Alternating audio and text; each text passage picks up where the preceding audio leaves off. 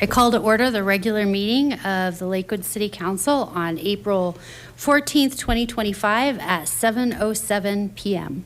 To connect with the council meeting online, please use one of the following links at lakewoodspeaks.org or lakewood.org/council videos. For online public comments, you may post comments of any length to lakewoodspeaks.org. That's our online forum for public comments. We'll be leaving that open through the evening tonight and until tomorrow morning at 10 a.m. Anyone who would like to address the city will be given the opportunity during general public comment tonight, and or if you're interested in speaking to the consent agenda, you'll have the option at that point as well. We will go over specifics at the time that we open up those this evening. Will the city clerk please start us off tonight by calling the roll? Strom. Here. LeBure. Here. Ryan. Here. Maya Guerrero. Here. Sharzai. Here. Sinks. Here. Cruz. Here. Lowe. Here. Nystrom. Here. You have a quorum, Mayor. All righty. Thank you. And if you are able to stand, we ask you at this point to please do so to join us for the Pledge of Allegiance.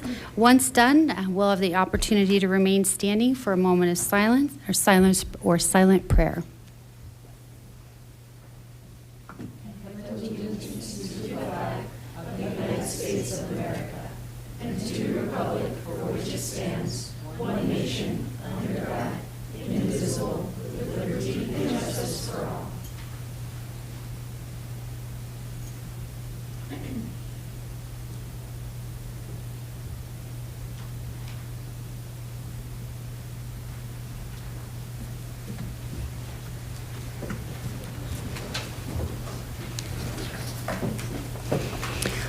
All the members of the City Council have the responsibility to comply with the terms of Charter 7.2B and excuse themselves from voting on any matter in which they determine they have a personal, financial, or business interest. The City Council is empowered by Charter 7.2B to agree by unanimous vote, excluding the member at issue, to excuse any member of the council from voting on a matter in which they determine such member has a personal, financial, or business interest. Well, this evening we have a special opportunity to welcome two city councilors to join the ranks up here. As you may notice, we have two open seats. Very excited that we are now past a special election and have in front of us tonight two incoming city councilors that will be joining us on the rest of this year's work. So with that, we'll go ahead. I'd like to introduce our presiding judge, Judge Nicole Bozarth, who will be performing the swearing-in ceremonies. And if you wanted to come forward, Judge Bozarth, and maybe we'll go in alphabetical order and start with Mr. Bill Furman.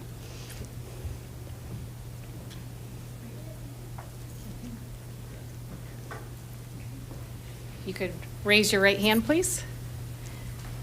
I state your name, I, William Furman, swear or affirm swear that I will support the Constitution of the United States, that I'll support the Constitution of the United States, the Constitution of the State of Colorado, the Constitution of the State of Colorado, the Charter and ordinances of the City of Lakewood, the Charter and ordinances of the City of Lakewood, and that I will faithfully perform the duties and that I will faithfully perform the duties of the Office of City Council. of the Office of City Council. Congratulations. Thank you.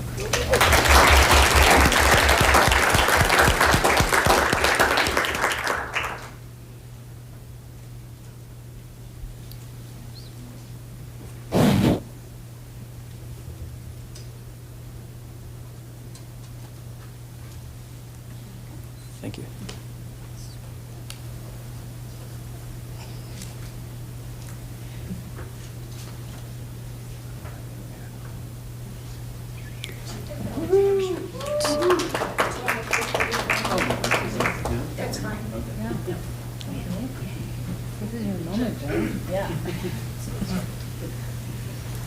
Order of operations is new to me.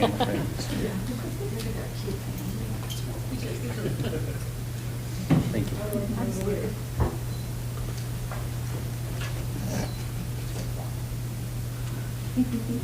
Thank you again. Thank you. Congratulations.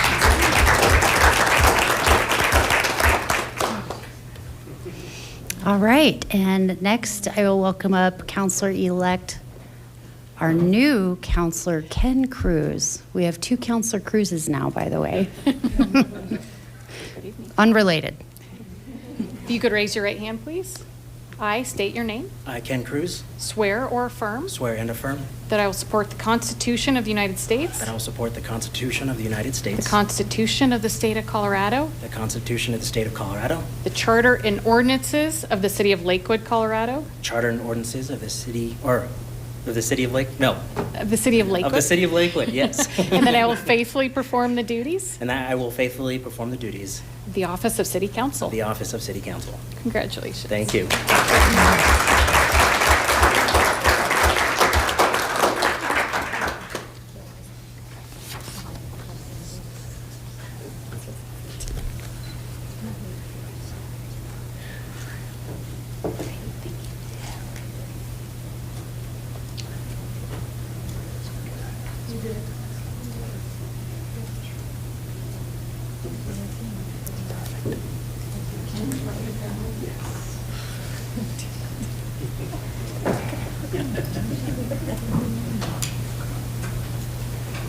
A big fan.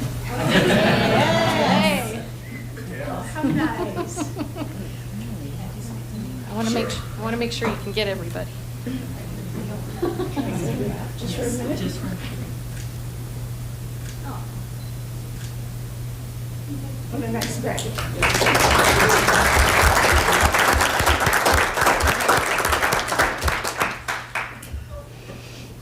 Congratulations to the both of you and welcome to the team. With that, Mayor Pro Tem, may I have a motion?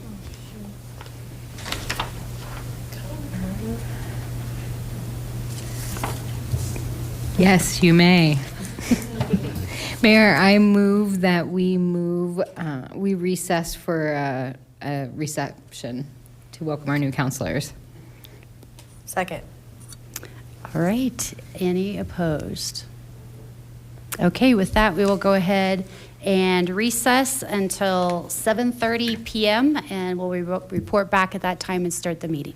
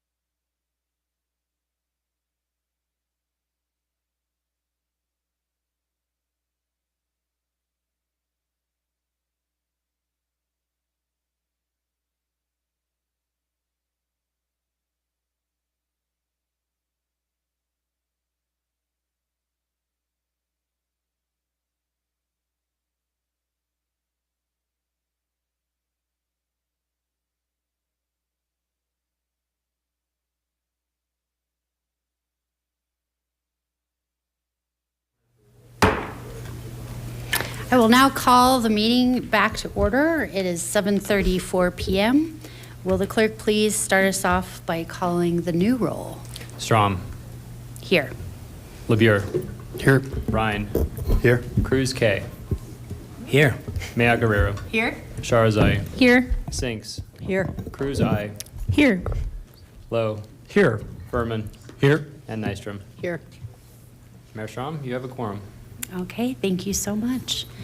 Well, we are very quickly approaching 2025's Earth Day and Arbor Day, so we do have a special proclamation tonight. We don't have a guest to receive this proclamation, but I'd like to go ahead and read it into the record, and it will actually be delivered on Arbor Day. So with that, in recognition of Earth Day and Arbor Day.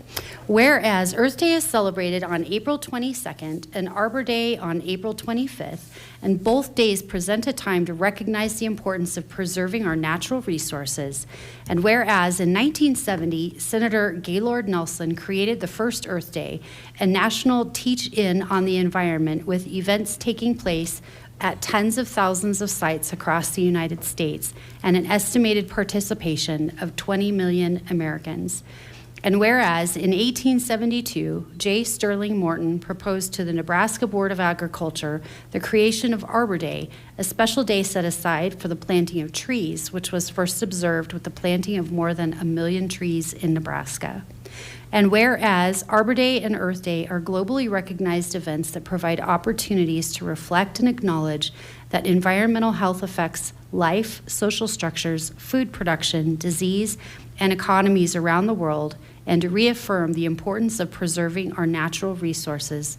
And whereas environmental health affects life, social structures, food production, disease, and economies around the world, and whereas the city of Lakewood understands that we are all stewards of this earth and have a responsibility to affect change for the world we share, with our contemporaries everywhere, and that we will leave to those who survive us to preserve for future generations. And whereas the City of Lakewood is a leader in sustainability efforts and has hosted an annual Earth Day celebration since 2009 to help educate citizens and raise awareness of local and global environmental issues and living a more sustainable lifestyle. And whereas the City of Lakewood has been recognized again this year as a Tree City USA by the National Arbor Day Foundation and desires to continue its tree planting ways. Now, therefore, on behalf of the City Council and the people of the City of Lakewood, I, Wendy Strom, Mayor of the City of Lakewood, Colorado, by virtue of the authority vested in me, do hereby proclaim April 22nd as Earth Day and April 25th as Arbor Day. And we do have at least one, if not more, volunteers that have participated in Arbor Day in our audience tonight, as well as up here. So I'd like to say thank you to all of our residents that have participated in these events over the years. And thank you for continuing to support them and continuing to work on your own efforts in your own backyard and in your own neighborhoods that are advancing the planting of trees, nurturing of trees, and growing of trees, in addition to all the other things, the activities that we can be looking at doing around us to improve our sustainability of living. So with that, we will go ahead and move on to our consent agenda this evening. Well, I'm sorry. A little messed up on order. I apologize, everybody. With that, we actually have our first round of initial public comment. This is initial general public comment. So this is the first point in tonight's meeting where the public is invited to address the City Council on items that are not relating to tonight's agenda.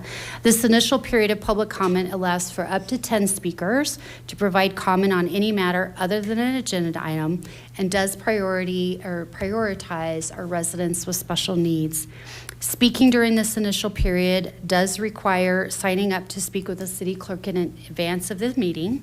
No pooling of time is allowed in the initial public comment.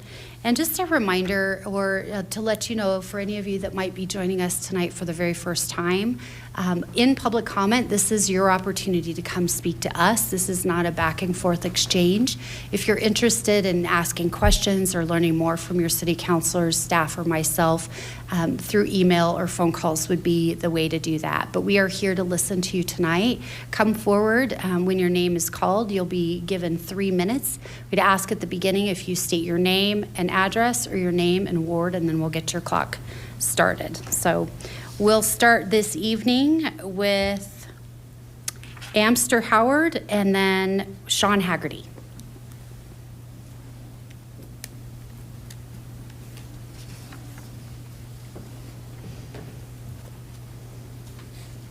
Thank you. Good evening. I live in the Welcome. Green Mountain area, and this is the green belt behind my property, and we have had fires there. As a result, my neighbors and I have been mowing a strip about 10 to 12 feet wide behind our property. I decided to go a little step further, and I put these concrete slabs behind my property as a fire break. However, I had a park ranger come and visit me and talk about that, or say that I had to remove those, that it was in violation of the Open Space Fire Mitigation Plan. And the next slide has some of the wording on that. It talks about that prevent city equipment from accessing, specifically mowers, and increasing potential fire danger to private property, dense vegetation, wooden structures, things like that. I would say that what I have done is really superior to this. If we could go back to the first slide, please. This is, of course, my blocks are year-round protection. It says that they will be mowing. It doesn't say how often. My neighbors and I mow about 3 times a year. They do say it will be a 20-foot strip, but how often are they going to mow? It doesn't really say. The other thing, in the future, will budget cuts affect this type of mitigation of the fire danger? Mine is permanent. The stubble that the mowers leave will burn. Also, the mowers can only get so close to the fence. That means there is still grass there that I have to go back and weed whack. I did go and talk to the West Metro Fire District, talked to somebody there. They said, yes, this would be better than what the city is proposing. However, it's up to the city of Lakewood to decide. And what I'm asking is a waiver for this property because I have provided this superior fire break behind my property. I'm asking for a waiver. Okay, I'm sorry, sir. This is not a back and forth exchange, but we can reach out after tonight. Okay. Thank you. We're here to listen So only. what happens now?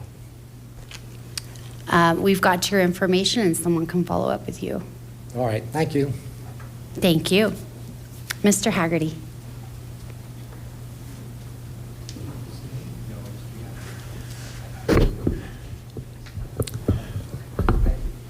Thank you. I'm Sean Haggerty. I'm in Ward 2, roughly at Balsam and 14th Avenue. First of all, I don't come here to complain today. I come here to compliment you. Your Detective Feek was exceptionally useful and helpful to an acquaintance of mine that unfortunately a few months back, actually a little over a year and a half back, was severely beaten in his work establishment. The other thing I wanted to compliment the city on was having the severe enforcement zone, which was from Wadsworth to Dover and from 13th to 16th, in an attempt to try and control some of the crime in that local area. I understand there was a report that should be coming out of that. I'm hoping, I haven't heard anything yet. I'm looking forward to seeing that. The third thing that I wanted to address relates to that severe enforcement zone. With the closing of the recovery center, the people that were facilitated there are now, I guess, wandering randomly through the area. And I'm hoping at some point you can provide some additional assistance. The 2 areas that we're providing support to our homeless people, the Mean Street Ministries, which was on the corner of 14th and I believe Ammons, and the Recovery Center, of course, which is basically at Colfax and Allison, provided a lot of support there, and it's now no longer there. So I'm not sure exactly how you can address or deal with that lack of support for a while. But I'm hoping that fairly shortly, I was talking with Councilor Cruz, and she indicated that hopefully Mean Street Ministries is going to open back up in the near future. So, but I did want to thank the city both for addressing those areas, taking the concerns that both the businesses and the residences had in that stretch of the area. So thank you very much. Thank you, Mr. Haggerty. And that concludes this evening's initial public comment period. Moving on to our consent agenda this evening, we do have one item that will be requested to be removed from the consent agenda. Mayor Pro Tem? Yes, I'd like to request removing item 10.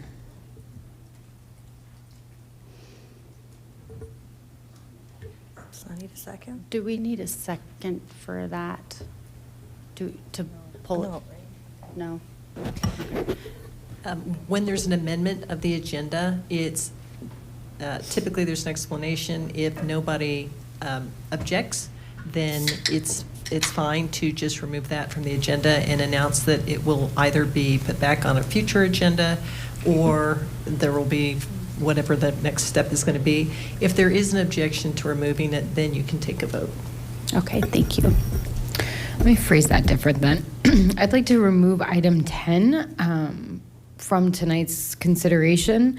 We know that part of the dates that were for the spring were an admin function, and that's been cleaned up with some signatures this evening for a special meeting to support the city attorneys in a review process. And then we are working to look further into the summer for some dates around the zoning ordinance work, and those aren't finalized tonight, so not prepared to have that conversation on the dais.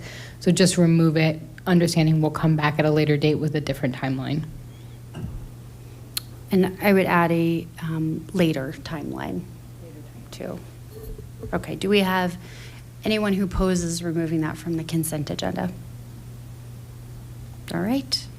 Will the city clerk please read the amended consent agenda into the record? Thank you, Mayor. The consent agenda is comprised of the following items. Item 9A, O 2025-14, authorizing the purchase of real property located at 1275 South Teller Street, Lakewood, Colorado, for municipal purposes, including acceptance of a deed therefore. Item 9B, O 2025-15, authorizing the purchase of real property located at 10500 West 25th Avenue, Lakewood, Colorado, for open space and park purposes, including acceptance of a deed therefore.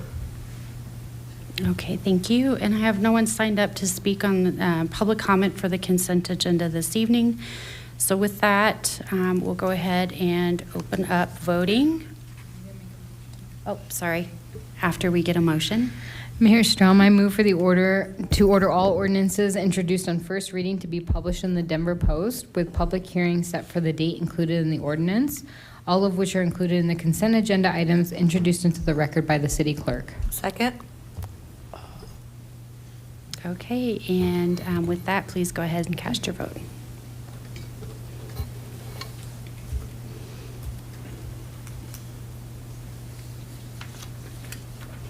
All right, that passes 11 yeses and 0 noes.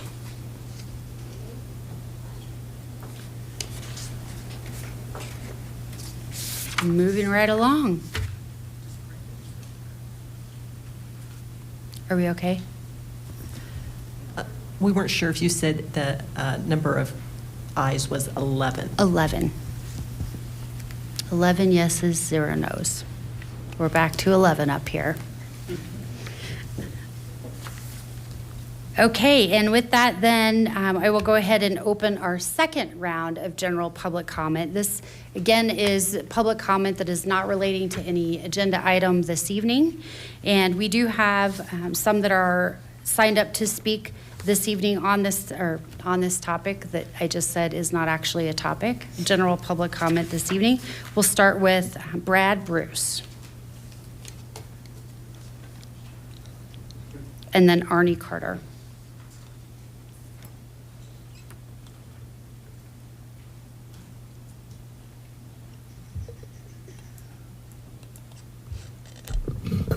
Hi, my name is Brad Bruce. So I'm here to speak, unfortunately, about Palestine again. I'm horrified to report that on April 3rd, both Senator Hickenlooper and Senator Bennett voted against a joint resolutions of disapproval introduced by Senator Sanders that would have stopped an $8.56 billion weapons transfers to Israel. This was after Israel has killed well over 50,000 confirmed Palestinians, over 15,000 of those being children. Our Senate, since that approval, The reported death toll of Palestinians has risen to 50,900. Roughly 1,000 more Palestinians have died since I spoke to this body 3 weeks ago. Let me be very clear. Israel is committing a genocide using weapons sent by our president, approved by our senators and congresswomen, paid for with our tax dollars, and produced in part in this state. At what point does that make us all complicit with the American war machine that is producing these atrocities? Again, I want to reiterate that I do not expect this city council to solve the United States' horrifying foreign policy decisions, but when every part of our federal government is aiding and abetting a rogue genocidal state, it becomes our duty to stand up and say enough is enough. According to Brown University's Cost of War project, the United States has approved $35.76 billion in weapons to Israel in the last 18 months, which is over $214 per U.S. tax dollar. That's in comparison to only $36 per U.S. taxpayer spent that went to federal homelessness assistance grants. I know some of you do not care about the genocide which is being perpetrated by the U.S. tax dollars, but I have been to some of your community ward meetings, and I know how much they complain about our homeless neighbors. Can you honestly look at your constituents in the eyes and tell them you are doing everything you can to fix our local problems when our federal representatives are spending 6 times the amount of tax dollars on blowing up hospitals in Palestine than they are on helping our homeless neighbors get off the street and into a warm bed? Do you really think that's what's best for Lakewood, is that our senators and congresswomen continue to vote to give Israel more aid and weapons? While Israel has received tens of billions of dollars from the United States, our infrastructure crumbles, climate change continues to get worse, and our schools continue to close. And you have a louder voice than any of us in this room individually. Please pass a resolution condemning the use of American weapons in Palestine and condemn our federal representatives for voting in favor of these atrocities. Also, in honor of Earth Day, I'd like to point out that the U.S. military produces 5.5% of global greenhouse emissions all on their own. I'm also sure that the bombs that our federal representatives sent to Israel to blow up all of Gaza certainly didn't contribute to worsening global climate. Thank you. Oh, thank you, Mr. Bruce. Arnie Carter.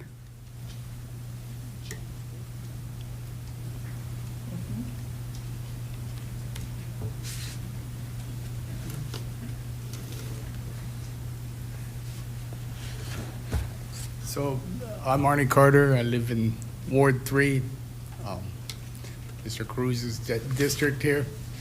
And I want to start off with just talking about Jeanette Vizquera. Jeanette Vizquera is an immigrant activist who was kidnapped just miles from here, right? Kidnapped for using her voice and standing up for her people and our community, our whole community. I also want to hold up Mahmoud Khalil, a green card holder who was detained for using his voice. Today, another student, a green card holder, was detained at a citizenship hearing today. This stuff's crazy. All these people are political prisoners. Everybody in those damn detention centers are political prisoners, and they should all be released. And I also want to uphold all the political prisoners in the jails in Israel. They're held there with administrative detention. They're tortured, they're beaten, they're raped, they're starved. And of course, I want to hold up the hostages in Gaza, and they should be released too. You guys, this is a whole new world, a whole new administration. All the rules of last year, your decisions, whatever you used to decide for not passing a resolution for a ceasefire, those are out the window. This is a new world. We have to come together. We have to pass a resolution, do everything we can to stop all this fascism. Thank you. Thank you, Mr. Carter.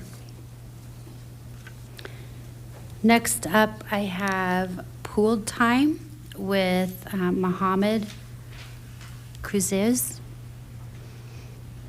With that, we have 3 people. I just need to check in the audience. Joshua Comden, I see. Asha Ferrer and Nick Scrobel.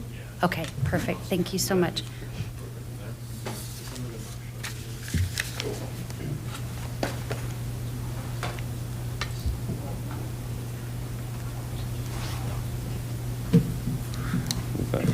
Good. does. Can I pass something around before I start? Or halfway through? If you have a handout, you can leave it with the clerk and he'll distribute it to everyone. For people to see, pick up, touch, feel. All right, hi, everybody. Thank you so much for having me. My name is Dr. Mohammed Kaziz. I'm a local pediatrician here in Colorado and advocate for ending this genocide that's happening in Gaza. I've been gaslit by so many politicians, been told I don't know what's actually going on the ground, and so I did what no one else has seemed to be able to do. I used my privilege as a healthcare physician to actually go to Gaza and to treat the children there and to take care of the patients there as best I could in the face of this horror. During my time in Gaza, one thing became very prevalent, which is an assault on healthcare facilities as an assault on life. This is actually the first hospital we went into in Gaza. This is the dialysis center at Nasser Hospital. If you guys know anything about patients on dialysis, they have to get dialysis sessions 2 to 3 hours every other day roughly in a week. So they're doing 3 to 4 sessions. This is a center not for fighters. This is a center for the population. You can see it has not been shelled. It has not been shot with bullets. It has been deliberately set on fire. In front, you can also see ambulances that were deliberately destroyed to further hurt the people of Gaza. On our way, we actually managed to go to the north of Gaza. This is us crossing the Netzarim corridor. In the distance, there's actually a body decaying on the floor because no one else was allowed to cross into the north of Gaza except for ourselves because we had prior coordination with the IDF. This is the outside of the hospital I worked at, or one of the hospitals I worked at in the north. This is the Patient Friends Benevolent Society Hospital. It is the only functioning children's hospital in North Gaza, the only place that has a pediatric ICU. If you look, this is what this hospital looked like in February of last year. This hospital was lit on fire and shelled as well. Again, I remind you, this is a children's hospital. Frequently, when we would be working in the hospital, power would get cut. Our patients depended on oxygen cylinders for survival. I don't know if you guys know this because it's not something I realized working in the U.S., but most hospitals have oxygen concentrators. In all of North Gaza, there is one remaining oxygen concentrator. The remaining hospitals would go and fill up tanks daily, and roughly every hour, 2 hours, an alarm would go off in the hospital. Somebody would have to go down and hot swap the tank so patients don't suffocate. This is the Shifa Hospital. Shifa Hospital was the beating heart of Gaza. Shifa Hospital was about the size of Anschutz. Shifa Hospital had in excess of 950 patient beds, was the primary surgical hospital, the primary maternal fetal hospital, the primary NICU center in Gaza in general. And it was just utterly ravaged in a deliberate attempt to rob Palestinians of life. This is what the inside of a Shifa hospital looks like. You can see it has been destroyed. It has been lit on fire to make sure that it can never be used again. This is the war in Palestine is not just against the infrastructure, but directly against the people in Palestine. And unfortunately, the victims are most frequently children. What I passed to Mr. Rob over there is actually a piece of shrapnel about the size of a quarter that we pulled out from this 3-year-old child. This child had to have his spleen removed, his pancreas, part of his large intestine, and part of his small intestine due to something about the size of a quarter. That thing weighs about 15 grams, yet our government repeatedly approves funding and weapons packages to Israel with bombs that weigh 2,000 pounds. How many pieces of shrapnel like that are in one of those bombs? This child is one of the hardest patients I've ever had to deal with. This is a child who unfortunately suffered a small piece of shrapnel that went into their brain. We were working without pediatric neurosurgery in the north of Gaza, and so I had to walk away from this child knowing that he could have survived if he had had the same access to care that any other child in this world deserves. This is Habib al-Askey. Even when patients are not directly attacked, the deliberate destruction of healthcare infrastructure and making things difficult affects patients. This is the patient who developed something called the protein C deficiency, and so her blood would literally clot within her veins. She needed a medication that's easily accessible outside of Gaza. We were unable to evacuate this child from the north of Gaza for about a week and a half, and then from the south of Gaza for about another 2 weeks. Ultimately, Habiba would finally get evacuated to Jordan and went on to have a triple amputation of both arms and one of her legs. Even when the children's bodies are fine, there is an assault on their mental well-being. This is Farha. Farha means joy. She's a 9-year-old Palestinian girl who I was handing out stickers to in the Baptist hospital. While I was handing out stickers, she asked if we could go put stickers on her friend's grave. And so I walked over with this child and put frozen stickers on another child's grave, because even as a pediatrician trained in the U.S., I did not know how to respond to a 9-year-old child asking me if they can go and make their friend's grave beautiful. Despite all odds, there is still hope in Gaza. These are buildings within Gaza City. There are people living in them. While they may not pass an engineering inspection, there are lives in Gaza, in these buildings, that deserve to be protected. This is the UNRWA schools that are frequently bombed, that are frequently targeted, and you can see that they have been turned into housing and sheltering for refugees in Gaza, full of children. And so bombing one of these schools, you destroy hundreds of lives. This is the day that the ceasefire went into effect, because I was there back in January, and so we were able to finally go up high on the buildings and look and see. And so Gaza is a mix of refugee camps, of people struggling, of absolute destruction, and still some hope. We were trying to get to the north, trying to get to the far north in Gaza, and this was actually a caravan of people who, the first day of the ceasefire, they went to the north in an attempt to find their homes, only to find that everything was completely destroyed and erased, and actually came back to the tents that they had left that same day. We went to the Kamal Adwan Hospital in the north. Kamal Adwan is another children's hospital that had been lit on fire. Here I am digging through the ashes and the remnants to try and find supplies for the hospital we were working at. If you look, you can see cribs. Again, over here, another general hospital. The pediatric ward has been utterly destroyed. This is the Indonesian hospital. The Indonesian hospital was also attacked, sieged, and actually occupied by the IDF for the longest time because of its strategic viewpoint. So instead of being a hospital, place of healing, it was turned into a place of death. This is the inside of the Indonesian hospital, where you can see bullet holes through the wall.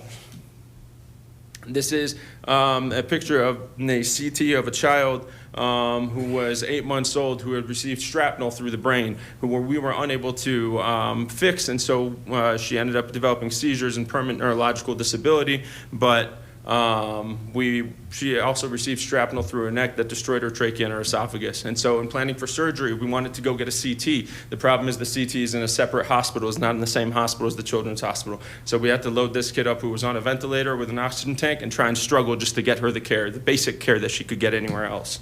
This is the same child's father, who had lost his wife and his 4-year-old kid, singing to this kid and kissing her and combing her hair, because we had told him that she needed to go back to the OR. Too often there is a demonization of bodies like my own, brown and black bodies, in the media, that we don't care. The people of Gaza care about their kids. They've just had to learn to let them go. Even for kids who survive, the war continues. This is a 12-year-old boy who had his spinal cord destroyed by a piece of shrapnel and now lives in the hospital because there is no power at home for him to be able to have a ventilator. And so his only option is living in this hospital that has already been bombed and sieged twice in the past. But despite all odds, there's still hope in Gaza. These are kids at school learning English.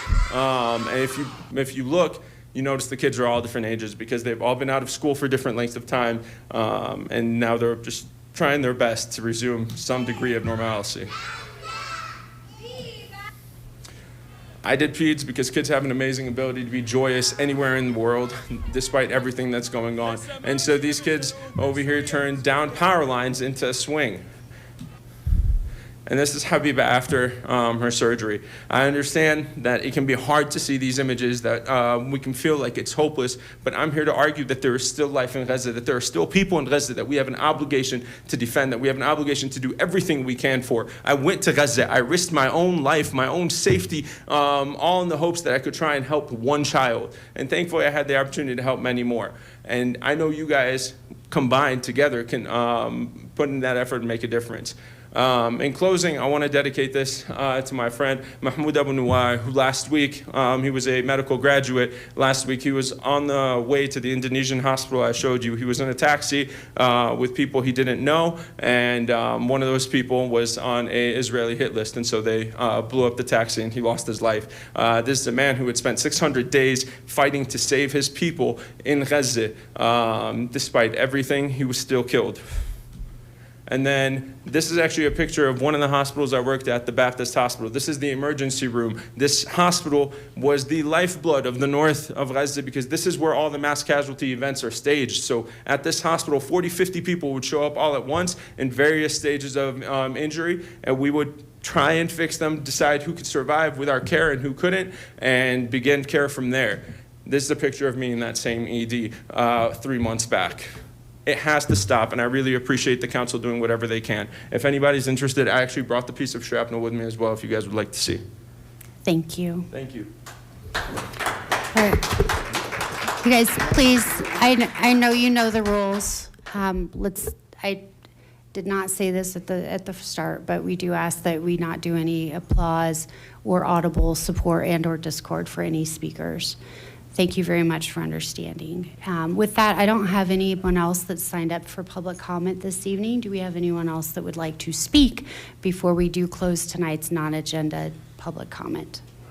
With the one reminder that we do also have lakewoodspeaks.org that is open tonight accepting public comment. That will be available through 10 a.m. tomorrow morning. Okay, you can sign up with Mr. Rob here.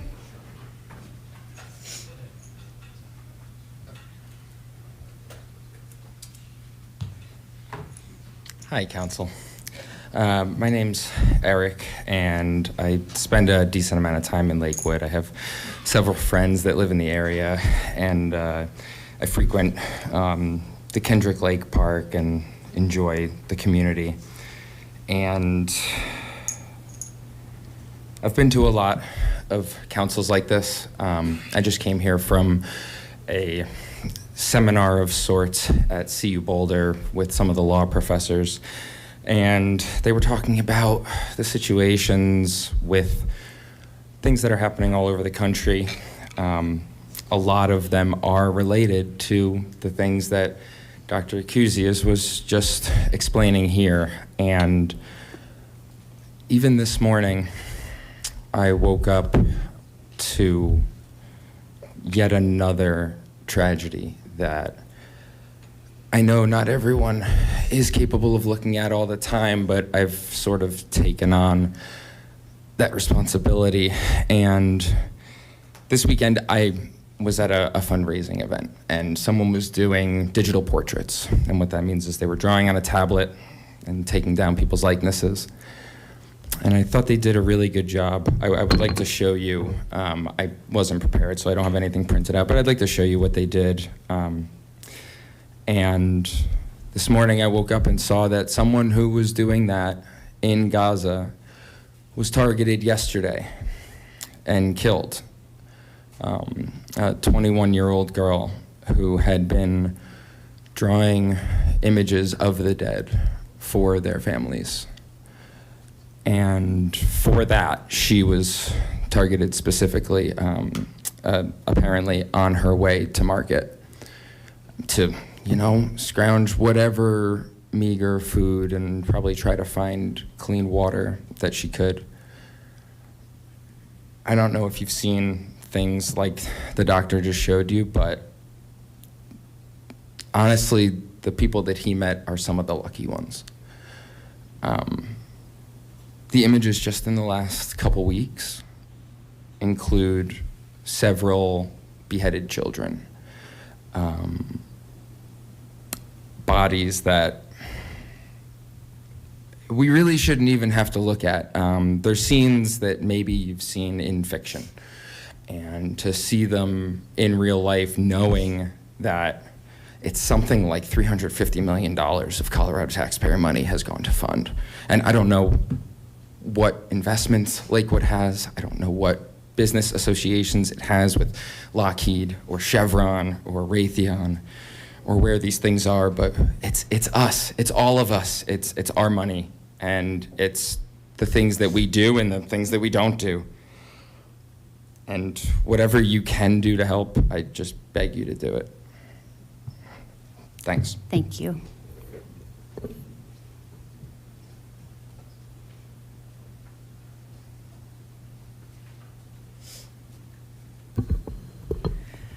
Welcome, Council. My name is Sandy Weathers. I live in Ward 3. I just wanted to speak today because, we do have 2 new council members. Your job is very hard. You have to listen to a lot of us, and a lot of us are angry. A lot of us have very challenging things to say. And it's not easy, and that's why I think, it's hard to fill these seats sometimes because you guys don't get paid enough. And the stuff that comes before you, like what Dr. Kuziz said, like what he presented, that was hard to watch, and I've seen it. I've been watching it for over a year and a half. But he comes today, and my friends come, because the fact is our country is funding a genocide. It is a genocide of children. And we come because we know you guys have to listen to us. Our Congresswoman doesn't for some reason. And I bring her up because she's been having a whole lot of town halls and inviting some of you to participate, and maybe we'll invite you to participate in the future. And I just want you guys to please remember us when you see her, and please encourage her to actually take real questions from us, because she does everything in her power to make sure we are not given a voice. I was escorted off of a school. I'm a PTA mom, you guys know that. I was told I had to leave a school campus because I was not allowed to use my voice. My friends are always kicked out. Now, granted, sometimes we're yelling, but why are we yelling? Because we don't get to ask a question. We don't have the same opportunity that we have here with her. So that's why I wanted to speak to you all today, again, because we have 2 congratulations. We have 2 new counselors, and I want this to end. I know some of you are probably tired of hearing from us, but think about what they're going through. I can't accept that. Thank you. Thank you. All right, and with that, we'll go ahead and close out our second session of general public comment this evening. We do have nothing to address on general business, so we'll go ahead and transition over to our ward reports. And with that, why don't we start tonight at Ward 5.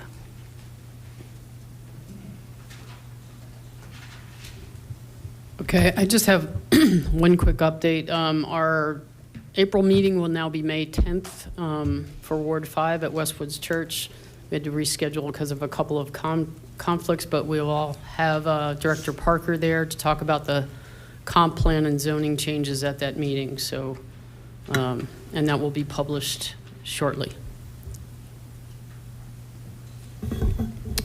Thank you. I was just going to thank our speakers, our guests for coming up and providing public comment. It's always helpful to hear what's on people's minds and to think about, what steps we can be taking to be a positive influence in the community. So I just appreciate you coming out, sharing your photos, your video, all that stuff.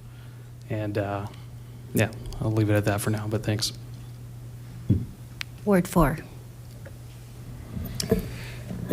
Just, we have a Ward 4 meeting coming up this Thursday at 7 o'clock at Green Mountain Rec Center, and I want to give a very heartfelt thanks to staff. We had a last-minute request for a speaker to talk a little bit about the comprehensive plan and the zoning, and at the last minute, the city was able to come up with a wonderful person, Roger Waddell, will give us a little bit of an update at our meeting. So thank you to the city, and we look forward to seeing as many people as possible at the Ward 4 meeting, 7 o'clock Green Mountain Thursday.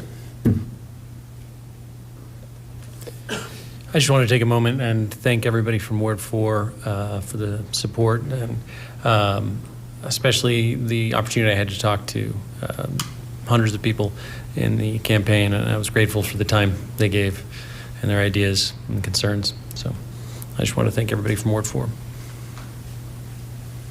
Ward 3. Thank you, Mayor. Just a couple quick announcements. We've got our Ward 3 meeting and breakfast coming up this Thursday, April 17th at 8:30 a.m. at Sunrise Sunset, the reserved room and back, 1424 South Wadsworth. Director Travis Parker will be joining us to give a presentation on the zoning rewrite and the comprehensive plan. So encourage you to join us for that if you can, to learn more about that process. For those that are interested in more information, I'll also note that there's a Planning Commission meeting on April 23rd, where I believe there's going to be a presentation on the comprehensive plan and the zoning rewrites. That's another opportunity to learn a little bit more about that. And I will also flag, because it's a matter of great community interest and great interest in Ward 3, that there's also a Planning Commission meeting that's now been calendared on May 7th, at which there will be a public hearing on the 777 Yarrow project. So just want to flag that. We'll be posting reminders on that. But for the many of my constituents that have been asking me for a year, when is that hearing going to happen? It's happening on May 7th, so mark your calendars. If you want to speak at a public hearing, that's your best opportunity to do so. I am thrilled to be joined by our new counselors. I'm going to turn over to my co-counselor in a second. I would just say one final thing. I want to echo what Councilor LeBeer said. Thank you for the folks who came and spoke. Thank you for your comments. We really do listen closely each time. To the doctor who risked his life to care for others, thank you for your testimony and for doing that and for your bravery. I guess all I would say is at a moment when I certainly am very worried about the state of our democracy and the state of our rights based on some of what the new administration is doing at the federal level, and I think those fears are very, very valid.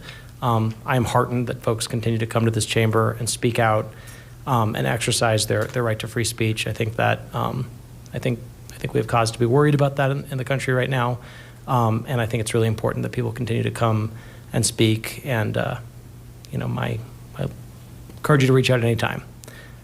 On a hopefully slightly less somber note, I want to turn over to Councilor Cruz. Thank you. Well, similar to Councilor Furman, I just want to take a moment to thank everybody in Ward 3 for your support, for your vote. I am really looking forward to serving Ward 3 and the constituents, as well as Lakewood at large. This is something that I take with deep heart in regards to being a public servant here in a city that I truly love, and I'm excited to be part of this journey with all of you, with all of my fellow councilors and the mayor and city staff. This is something that, we have a lot of work to do, and I'm excited to get right into it and serve with you all. And we'll see you at Sunrise Sunset at 8:30 this Thursday. Word 2. I don't have much of a report. I do want to say thank you for the persistence and advocacy of our community, both on the persistent war and genocide in Gaza, and the ability to really continue with your advocacy despite it feeling hopeless and like folks aren't listening, I think is very impressive, and it's really important. And we're glad to see you here. I'm glad to see you here.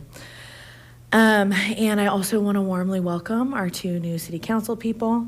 I am absolutely thrilled to get to work with you both. And I think folks probably know what we haven't talked about in a while. I'm sure their mayor was likely to touch on it too, which is just that we have the second part of our annual retreat in a couple of weeks because we have our 2 newly elected folks, which is a wonderful next step in doubling down and adding details and objectives to our the annual goals that we made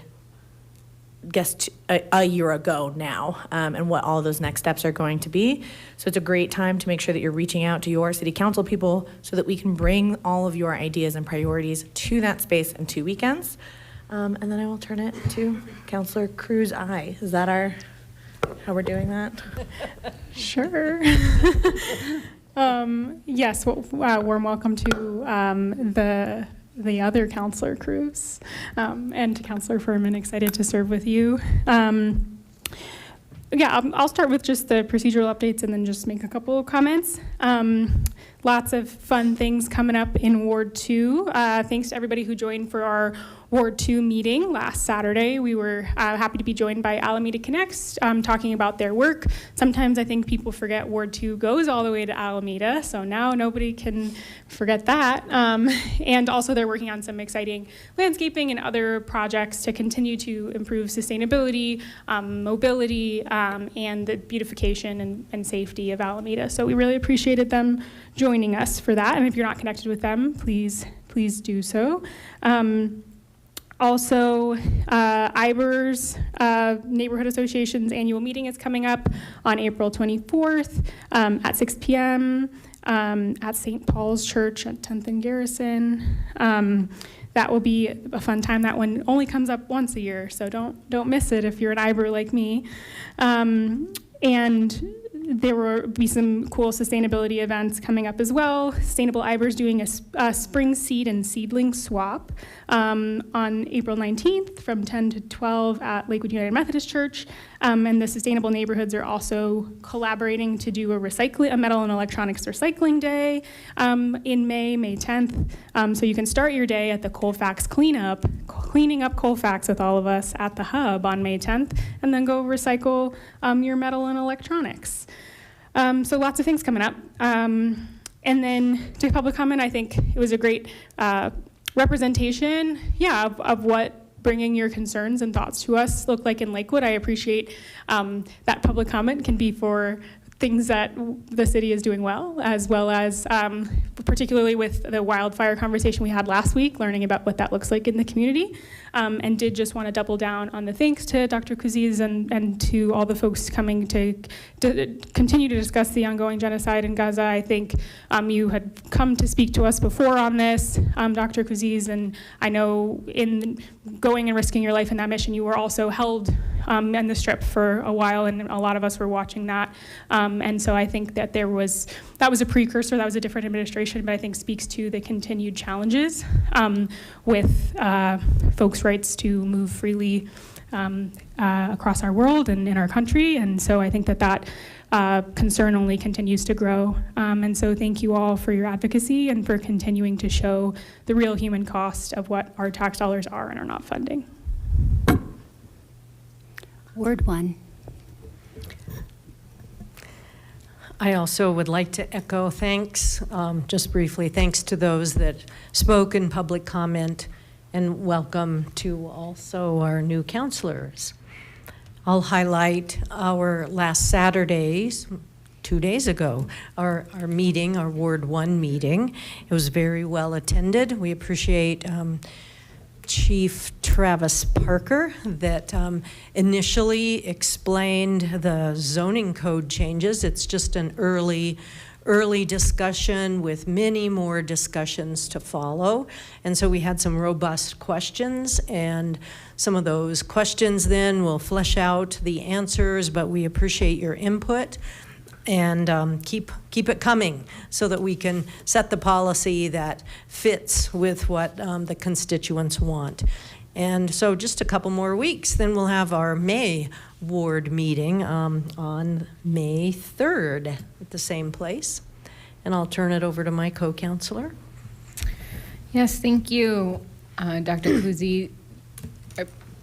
Beyond gratitude for all that you do for this community and globally. So thank you for that. I want to welcome our new counselors. I've had the opportunity to get to know you all over the last few months, and excited to see the same care and commitment to making Lakewood its best shared with our new colleagues up here. Just a couple of updates. Tomorrow, Ward 1 has a coffee with the COPS location in Target and Colorado Mills from 11 to 1 p.m.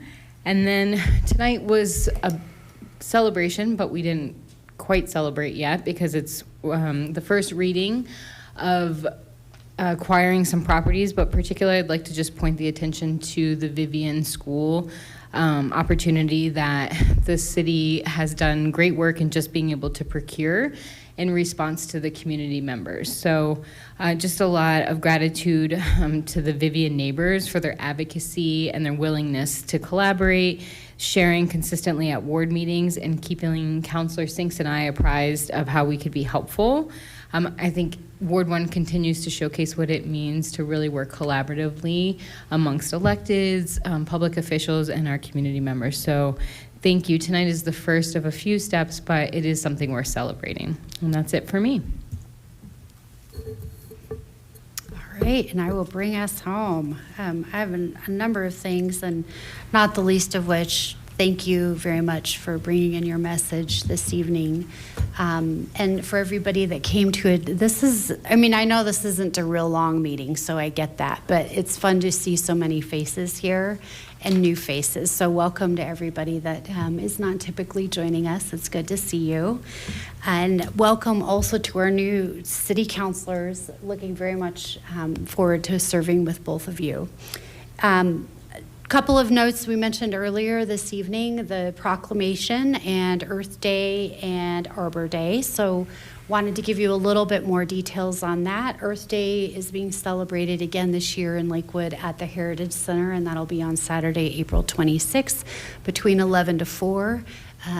That date may sound familiar to you, as one of my colleagues up here did just recently point out that is also City Council's planning day. So unfortunately this year, because of planning, which I will take ownership over that date selection, it was pretty hard to find a date that works for 11 people, as you can imagine, and with the extraordinary circumstances of doing it in conjunction with or following a special election. So I apologize that you won't see any city council presence this year, but do know that it is important to all of us.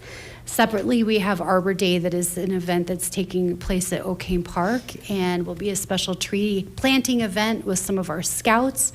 And that will be taking place on May 1st, Thursday, May 1st at 5 p.m. So welcome anybody who would like to join us to plant a few trees. Please do so.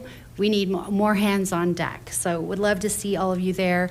And then lastly, I would like to share with the community and also share condolences for the family of Mr. John Shaw. For those of you that have been a part of the community for some time, you may know Mr. Shaw.